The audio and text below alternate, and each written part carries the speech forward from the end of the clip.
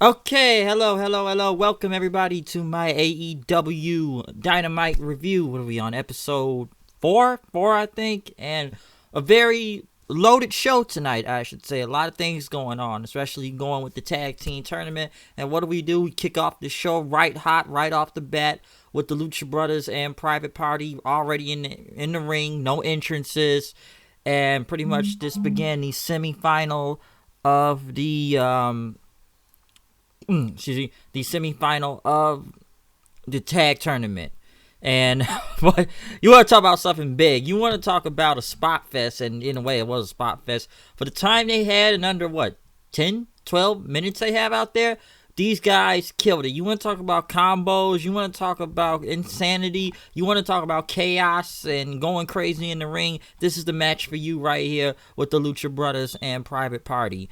Wow, where do I even begin with all these freaking spot fests? Because of course you could have the chop battle between Pentagon of who can knock who really hard and Mark Quinn out there, but when these double teams came in, it looks insane. Okay, first off, Phoenix is crazy out there. This guy does a freaking a double stomp from the top rope on Mark Quinn. Quinn in a crazy somersault on the Phoenix to the outside of the ring. I think one thing when they came back, it was during commercial, but Quinn hitting the 450 on him. After was it Cassie did a DDT on him, which looked good. Wow, I'm trying to see what else came into this match. There was this one move that looked crazy there. It looked a little bit botchy at first, but it was kind of like the Lucha Brothers had put, I think they put Cassidy on top of Quinn, right? And they go off the ropes, pretty much drop kick them in air. It didn't connect it all the way, but it looks like it flips over into a poison rana then. That just looks insane. That was a crazy combination move. A lot of combination moves that look crazy, but Phoenix hit a moonsault to the outside, and then on one of them, Penta hit the powerbomb on Cassidy for a near fall. Pretty much the teams are back into the ring then. Pretty much trying to get the tag. Excuse me. Cassidy come in, taking down both Penta and Phoenix then with a crucifix bomb on Phoenix for a near fall. Cassidy hit the stunner and a sliced bread on Phoenix. That looked good. One thing I like from Phoenix, which that looked very cool. I thought this was one of the coolest combo moves ever. He did a gory bomb and a leg drop at the same time on both Private Party. That just it looked crazy. Okay, let me just say that it looked really crazy out there, and it just looked cool. Pretty much for a near fall then. No, Penta kind of got back in. Pretty much grabbed Cassidy, went for that 3-up 3-down driver, or the 3-up 3-down, or the driver move he does. I don't know if that was the name for it. But Private Party ended up hitting the gin and juice on Phoenix then, taking him out. They were trying to get Pentagon in. They went for it, but Pentagon pretty much hit. What'd he do?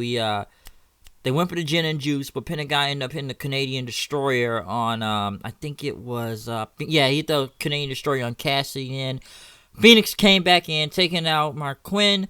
Pentagon grabbed him, broke his arm, taking him out, and pretty much they hit the spike power driver from the top on Quinn. Phoenix with the assist kick, with the Lucha Brothers pretty much advancing into the finals of the tournament. So an insanity match out there, which just looked crazy, very enjoyable. Like I said, 12 minutes, and these guys just, it was a spot fest. That's pretty much what it was. It was a crazy spot fest, just guys just going back and forth with each other, insane moves, and a great tag team match to kick off the show hot with a very hot crowd in Pittsburgh tonight. So, they got a good crowd out there, and the fans were really into this tag team match.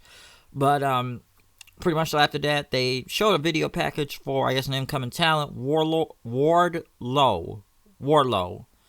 Don't know much about him, but it was a good video, just a little vignette for him. Pretty much right after that, they pretty much said Christopher Daniels was supposed to be out for the next 6 to 8 weeks, but he can walk. But right after, which I don't think it was any commercials, Well, it was a commercial, but what do? We continue to keep the tag tournament rolling and didn't really take any breaks from it. You think they would have let the fans breathe for a minute and then they would save this match later on, but no, we're going to go right into the Dark Order versus SCU. This was a good match. In a way, I thought the crowd did somewhat die a little. They were still with it, but it looked like they were after that first Insanity Spot Fest. I guess the crowd was just trying to breathe for a second. Like, all right, let's catch our breaths for a minute before we go back and go nuts for this stuff. I will say about this match though, like I said before, right off the bat, more action, pretty much no breaks at all. We're continuing this tag team tournament. But, I will say this. Listen, I'm not the biggest fan of the Dark Order, even though I just think it's odd they have these gimp-like, the creepers come out with them. I still think it's weird. Because like I said before, I noticed the drastic shift in the crowd once this match came on. But this was not a good match. I think both teams did really good out there. It was a good match, but there's one thing I will say. Throughout this match, the crowd stopped paying attention to the match at one point because Jericho and his inner circle pretty much walked all the way up to the skybox up there through the crowd as fans started to chant bubbly then. But like I said, as the match went on, pretty much SCU ended up getting the win. Pretty much doing, what is their finisher, like a gory special into a knee on Grayson for the win. So the Dark Order pretty much lost to SCU right here. My friend told me, said it would have been predictable, well, not predictable, but it just way away predictable because the reason why they won is because they're in that feud with the Lucha brothers right now. A lot of people, even some people, thought the Dark Order would have went over. I went with SCU. I kind of thought the Creepers would get involved in a way, but it didn't end up happening. So I technically was right about that match. So I guess they do want to do the finals with SCU and the Lucha Brothers for next week. Is it next week? I'm not sure. The finals next week, but they do want to take them to the finals though. Then for the Dark Order. Like I said, it's not a bad match. Like I said, it wasn't a bad match. Like I said, I'm not the biggest fan of the Dark Order and everything, but them and SCU had a very good match out there that was very enjoyable. But yes, like I said, tag teams pretty much right off the bat, no breaks at all. Pretty much right after. You think you would spread these things out throughout the show, but no, they did not end up doing that. It was like, we're going to give you both tag team semifinal matches right now. But, like I said, the crowd was hot for SCU, though, so I kind of figured they would go over just because they probably one of the most over things in this company, too, at the same time. But, overall, it was a good match, but I didn't think it was great as the first one with the Lucha Brothers and Private Party, though. Next, Joey Janela, who was pretty much already in the ring, came out as he was going to go one-on-one with Kenny Omega. One thing they did mention is that Kenny Omega won the AAA Mega Championship. He was in Mexico the other day for a AAA show. So he did win. Who did he win it from? Phoenix? Yeah, he faced Phoenix in that match. I don't know. Maybe I'll go back and watch it, but I heard it was a really good match with Phoenix down in Mexico the other day, though. So I may just go back and check that out. But yes, Kenny Omega made his entrance. Pretty much a big reaction for him coming out. People were chanting Kenny as he came out to his entrance with pyro and everything. Jericho and the others looked from the skybox or the luxury box. Now, this match was not done that long ago, to be honest. I believe this was on one of the Dark episodes. I think it was 2 weeks ago, and it was an unsanctioned match with both Janela and Omega right here. Now, I will say one thing I was surprised to see is that Joey Janela was actually in a regular match for once and not in some hardcore match, because every match I've mostly seen from Joey Janela is some hardcore street fight. Even in AEW, most of it's been a hardcore, some type of unsanctioned, no holds barred type of match. So I wondered how he would do in a regular match, though, this time. And I'm sure a lot of people were saying that because he's only relied on the hardcore stuff too much. And yes, he faced Omega about 2 weeks ago. And I didn't think that was a bad match. I know it was some hardcore thing. But how was, Janela going to hold up in a regular match, though? This was a really good match. this was enjoyable. I will say that, because usually I would mostly kind of shit on Jenelle every time I kind of see him lately, but he had a good match out here, and I thought it was really good. Do I think Kenny Omega kind of carried this in a way? Some ways, yes. I can believe he kind of carried this match in some ways, but both of these guys did go in. Especially those V triggers just look deadly. That V trigger and the freaking Snapdragon suplex just look insane. Okay, that just looked crazy. Especially after he hit 2 Snapdragons, and he went for a third, but he knocked Jenelle into the turnbuckle, and then pretty much went back over, hit a big V trigger on him, taking him out. Janela doing that. What was he did? Like a what was it? Jenelle did like a German, and I hit him with like a fisherman's buster, and did that thing from the top rope. It was a senton, but he ended up crashing on the apron of the ring then. So he pretty much crashed and burned. Omega pretty much had him back into the ring then, and hit another V trigger and a one wing angel. So it was a good match. They had about 13 minutes out there. Did I think it was better than the unsanctioned match? Yeah, a little. Like I said, it was different, and it was something from different from a hardcore match, especially with Janela. Because even I wonder, like, okay, I've never really seen Joey Janela wrestle a regular match, because everything ever since I've ever seen the guy even live, hardcore match. That's all I've really ever seen him in. So at least he did something different this time. I will say that, because honestly, I stopped giving shit about Janelle's matches a long time ago. That's why I didn't really stay through that whole Cracker Barrel match at the time. I went to the bathroom, and even though it was still good, I was kind of left because of him. But in a way, it was a good match, though. I will say that. A really good match between Kenny Omega and Joey Janela. But yeah, I can't agree on some people if Omega did carry that match, though. Tony Schiavone was next at the top of the second hour. Cody Rhodes came out, making his entrance. His very, I don't want to say over the top, but his, I would say, in a way, I feel like they should save this entrance for a pay-per-view, because I said every time I've seen every time I've seen Cody Rhodes on this show, he pretty much, comes from under the ring and then rises up, gets this epic music before his regular theme music hits. And, of course, the pyro. I figure like he should just kind of save the whole under the ring thing for special shows. But, he still comes do that every week. So it gets the crowd over, and they were over with him. But when Cody Rhodes tried to talk, pretty much the Inner Circle kept playing the air horns then, interrupting Cody's, promo. Pretty much, Cody said he had a major announcement.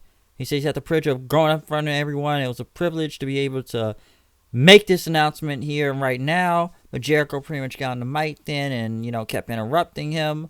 Cody pretty much says, listen, this isn't like the other company with invisible walls.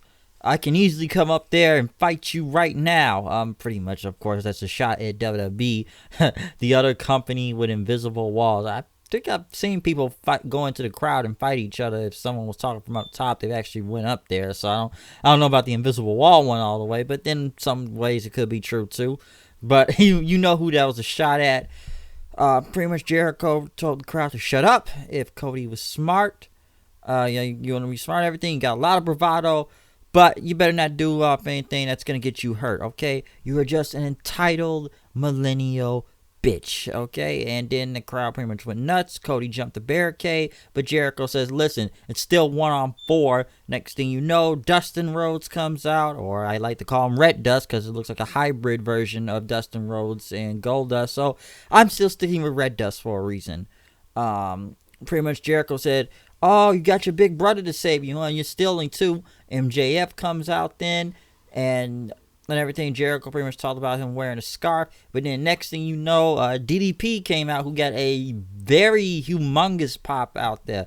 There was one thing I did agree with, and my friend Steven would say the same thing too. DDP looks like he could go in the ring if he wanted to. That DDP yoga must be doing works for him, because DDP looks in great shape, and he was super over, especially when he held up the diamond. I'm sure people were waiting for a diamond cutter. I did like when MJF was coming down to the ring. He almost he did like the back, like a different version, upside down diamond cutter, or some say it looks like a pussy and everything. But I thought that was funny. Pretty much Cody and his whole team walked all the way up to the luxury box. The inner circle pretty much locked themselves into a room, but Cody wrapped his hand around MJF's scarf, broke the window out with his hand, punching it, opened the door, and then pretty much both teams started brawling with each other then, and until security could separate them both. One thing I did like from Jim Ross was when he says, "Not the Dippin' Dots." They were like by the ice cream Dippin' Dots machine, and I thought that was pretty funny. Pretty much they broke them up then. Cody says, "I have a ticket, okay, and this is my private suite." And pretty much they took Cody and them away as, the security teams broke it up then, as Jericho pretty much kept talking about him, which, I wish I would have saw what his promo was, but they did that whole little side-by-side commercial thing that they were still up there, and then Jericho had a crutch. I don't know if they took that off a fan that was injured in that, but I wish I could have heard what they said instead of doing the whole, side-by-side commercial thing. The Best Friends were making their entrance during that commercial, by the way, with Orange Cassidy. The Young Bucks came out then, pretty much as they were in the ring. Orange Cassidy did his, the kick thing he does, and the crowd went nuts for it. Just, I don't know what that is. He does those little light kicks, but next thing you know, the Young Bucks end up super kicking Orange Cassidy out of the ring then. Pretty much, Trent Beretta and Chuck Taylor there pretty much went in at the Young Bucks then, but the Young Bucks pretty much came back at him big time. Pretty much had two backbreakers on Trent, doing that dive outside the ring. This was a good tag match, I will say that in general. Orange Cassidy did get involved a couple times. I do know that it's a distraction. Nick trying to go for the 450, but Beretta getting out of the way, taking away kick to the head.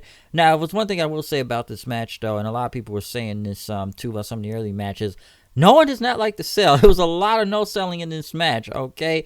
Guys going for German suplexes, no sell. A lot of no sells and stuff. But it was crazy, I will say that. Especially when Beretta was a Chuck Taylor, the Falcon Arrow, like a big one. But, Matt still pretty much got out of there. Trent hit him with a German suplex. They went for the Soul Food half and half combo on them. Pretty much both the Bucks on the ground.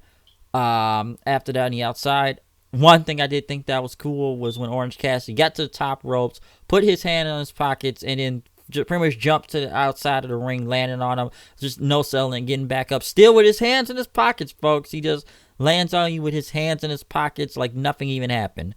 But pretty much Taylor hit a powerbomb on Matt.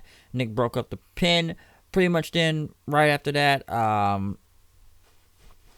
pretty much Beretta pretty much landed. Pretty much cleared the ring. Pretty much jumped out of there, landed on Orange Cassidy and Nick Jackson. Then they pretty much went for their finisher. I don't know what not the Young Bucks, but Beretta, the Best Friends finisher was like a big knee. I know that they held Matt in the air, and Beretta hit like the big knee, which pretty much Matt no-sold it, by the way. Like I said, a lot more no-selling in this match. Pretty much super kick on everybody. Super kick on, pretty much the Best Friends in general, taking them out, hitting the more bang for your buck finish, and winning the match. Pretty much they also pretty much got on the camera and said to LAX, Santana Ortiz, saying we accept the challenge at Full Gear, so the match is on for that. But a very good tag match, I will say. Crowd really went nuts for it. This crowd was really good in Pittsburgh tonight, though.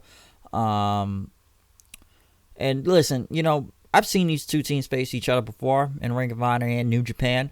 And this was another good tag team match. I know a lot of people don't like the Best Friends, which I just don't get their gimmick. I just think that's weird with all the hugging and stuff. But they are a good team, though, I will say that. And this was a very good tag team match to watch, and the crowd was hot for it. Next, they played video about Britt Baker. Of course, this is Pittsburgh, pretty much doing a whole video package on her then before they brought our opponent, Jamie Hayter. They said it was B. Priestley's partner in the Stardom promotion. Britt Baker came out with the Pittsburgh Steelers mascot. Big reaction for her from the hometown crowd. Pretty much her givers, like the Pittsburgh Steelers and everything. So she was really over. The match itself, I thought was good. thought it was a good match. I will say a lot of people thought this was probably going to be a squash, but Hater did good out there with Britt Baker. Baker ended up hitting the she had some super kicks and then the lockjaw finisher for the win. But it was a very enjoyable a very enjoyable match between both of these two. So I did like it. I will say that Baker was very over here. I don't know if they're gonna have a title match or anytime soon, but this was a good match. I will say that, not the best, but I think Baker did a little bit better here than she did in the Rio match last week, because that was just kind of really sloppy and botchy on that one. So I think I like this one a little bit more. Pretty much then Jen Decker was about to interview Jamie Hayter. Then she was talking until Brandy Rhodes shoved her to the ground and just starts pointing at Decker, like pointing, just pointing, like, well, so I don't know. Brandy is pissed about what? I don't know. She's just pissed off for whatever reason she's pissed off for. She's just looking at you like, I don't know what that means, but she just stares at you now. But in the main event time, Jon Moxley versus Pac. Pretty much Pac attacked him from behind with a chair. One thing I will say during Moxley's pyro for a second, when you see Pac hit him with the chair, you can hear like the boom of the pyro and hit him at the chair at the same time. It's like they had it in sync when like of that sound effect, like boom, hits him with the chair and stuff, like at the same time. So I thought that was pretty good. Pac tried to choke him, with the chair and everything. Pretty much trying to take down Moxley, throwing him around until Mox got in the ring. Pretty much says he wanted to do the match. This was a very good match, both Mox and Pac. Especially, did really good. Mox selling the injuries after getting hit. Pac was immediately about to go for the Black Arrow, but Mox rolled out of the ring, pretty much getting out in there. Pac took him down with a big kick, diving onto him, even pretty much a big moonsault on him, taking him out. Pac pretty much went for Moxley's head a lot most of the time until, Moxley tried to make a comeback. It did not work. Pac still kept kicking him. Mox said finally pretty much got out of it after he did the shooting star press, and Mox pretty much get out of it. Pretty much reversed them as soon as they got to the outside of the ring, because Pac was going to go for a German on the outside, but Mox hit him with a big bulldog on his head on the side of the apron then. Pretty much taking them down. They start pretty much going back and forth with each other in the ring. And I know one thing some people like is Justin Roberts saying 5 minutes TV time remaining, 10 minutes TV time remaining. Okay, I don't think that's bad or anything, but I don't need to hear the time every few minutes. We know it's near the end of the show, so I don't feel like I need to hear like 10 seconds left with this whole draw. I'm gonna get to that in a second, but like I said, this was a really good match. Especially when they kind of got the 4 minutes then. Mox hit that regal knee. He went for the cloverleaf, but pretty much Pac got to the ropes then. He had a Falcon Arrow on him after that. Mox pretty much tried to get... Pac tried to get him for the Black Arrow, but Mox got out of there once he hit the Black Arrow because he was trying to position himself on it. Some say he was selling the whole head thing from the Bulldog. Pretty much Mox moved out of the way then, and Pac got him on the floor to the outside. He did a 450 on him. He went for another Black Arrow, but once again he missed it, and there was only 1 minute of TV time left, and pretty much both guys were down. They stumbled to get up. Mox hit the Death Rider on him, and pretty much the time expired after the last 30 seconds. Pac kicked out, so this match was a draw. In a way, it makes sense because none of these two should not be losing right now. So I guess this was the best out you could do for them, is have a draw in this match. Mox was pretty much pissed. He hit the Death Rider on the referee, and then he says, TV time limit my ass, and it went off the air from there. So I thought this was a very great match for both Pac and Moxley. It was really good. Some said it was a lot of great psychology, especially the selling from this match. One got hit by a chair, one, before the match even started, and one was hit by that Bulldog also, which pretty much somewhat affected them. But both guys pretty much kept going at each other in this match. So, in a way, the best thing you could do is not have any of these guys lose because Mox has a match coming up with Kenny, so he couldn't really lose because he's got to face Kenny at the pay-per-view, so he shouldn't really be losing at right now in general. Pac is still a strong contender on the show in general, so it's best he does not lose either. So a draw is honestly the best thing you can go with, especially we're going by this whole point system and everything. Would I see a rematch from both of these two? Yes, I'm sure it'll come sooner or later one day. But this was good. This was a very good match between Jon Moxley and Pac out there. Like I said, I'm not, in a way, I don't hate the whole, counting down time. Like, 5 minutes has passed. 10 minutes. But again, New Japan does this thing too, when they say 10 minutes have passed, 15 minutes have passed. So I guess I shouldn't be surprised here because I've seen New Japan do it all the time. Like, 10 minutes have passed. 10 minutes, 15 minutes, 20 minutes, 15 seconds left. So it's not the first time something has, been done with this with a time limit to a match. So, like I said, the draw was obviously the best outcome for them. But, overall, another very great, solid episode of Dynamite tonight, from the tag team tournament to the main event between Mox and Pac. Omega and Jenelle was a pretty good match. And, Baker getting a big hometown reaction. Had a pretty good match out there, too. So, this was another solid episode, very strong episode of AEW that was very enjoyable. Like I said, Young Bucks and the Best Friends, they had a really good match out there, too. So, it was a lot of great things to see on this show. I will say that. Especially, and I did like the segment between Cody and Jericho with the Inner Circle and Cody's squad pretty much brawling with each other out there. And DDP got a very big pop too when he came out there also. I thought that was very enjoyable. I ain't gonna lie, I was waiting for the Diamond Cutter though. I was waiting at one point the DDP did a Diamond Cutter on someone, but unlike other people, man, the dude like he can still go. I would like if he get back in the ring, but because that yoga's doing something. I'm telling you, man, that yoga must be doing something really great for him to look in that great shape though. But overall, like I said, another strong episode, very solid episode of Dynamite this week, especially with the build-up for Full Gear. Even though most of the build-up has mostly been on, Cody and Jericho, this was another best way to fill up their, build up their match for the pay-per-view coming up on November the 9th. So overall, once again, another very great episode of AEW. I need to stop repeating myself.